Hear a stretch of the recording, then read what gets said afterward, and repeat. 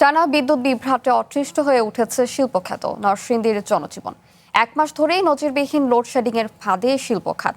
কোনো আগাম নোটিশ ছাড়াই ঘন্টার পর ঘন্টা লোডশেডিং এর বাধা পাচ্ছে তৈরি পোশাক সহ কলকারখানার উৎপাদন। উদ্যোক্তাদের আশঙ্কা, দ্রুত বিদ্যুৎ সংকট না কাটলে বড় ধরনের ধসের মুখে পড়বে জেলার উৎপাদনমুখী খাত। পল্লী বিদ্যুৎ সমিতিও স্বীকার করেছে বিদ্যুৎ সরবরাহের ব্যর্থতার কথা।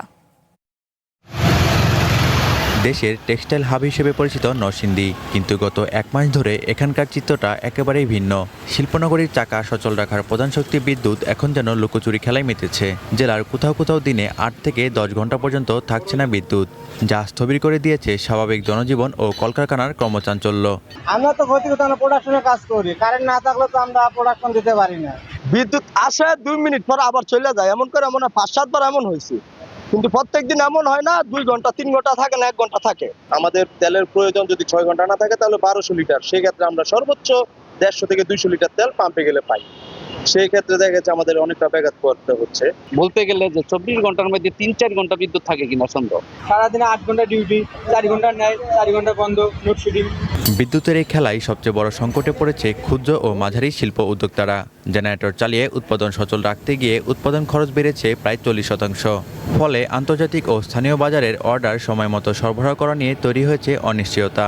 এমন অবস্থায় লোকসানের হিসাব মেলাতে হিমশিম খাচ্ছেন কারখানা মালিকরা। এই সপ্তাহে আমাদের ২টা কাপড় কাটা হয়, এই সপ্তাহে শুধু একটা কাপড় কাটা দেওয়ান লাগছে বিদ্যুতের কারণে।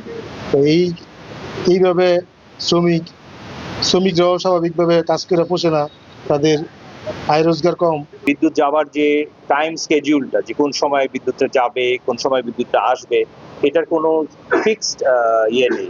সে কারণে আমাদের উৎপাদনের সময়, যখন উৎপাদন চলছিল, হঠাৎ করে বা কোনো ইনফরমেশন না থাকাতে বিদ্যুৎ চলে যাওয়াতে আমাদের উৎপাদনের ক্ষতি হচ্ছে সবচেয়ে বড় জিনিস।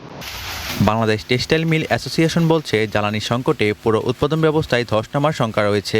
অন্যদিকে চাহিদার তুলনায় সরবরাহে বড় ঘাটতির কথা স্বীকার করেছেন স্থানীয় পল্লী বিদ্যুৎ সমিতি। বাংলাদেশের শিল্প বাঁচলে বাংলাদেশ বাঁচবে, বাংলাদেশের অর্থনীতি বাঁচবে। সুতরাং এই শিল্পকে প্রায়োরিটিতে রেখে বিদ্যুতের যে রেশনিং ব্যবস্থা, সেই ব্যবস্থা উন্নতি করা।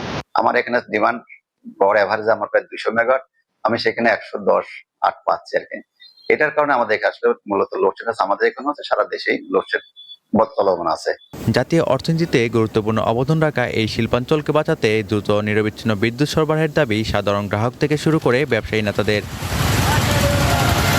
One national desk.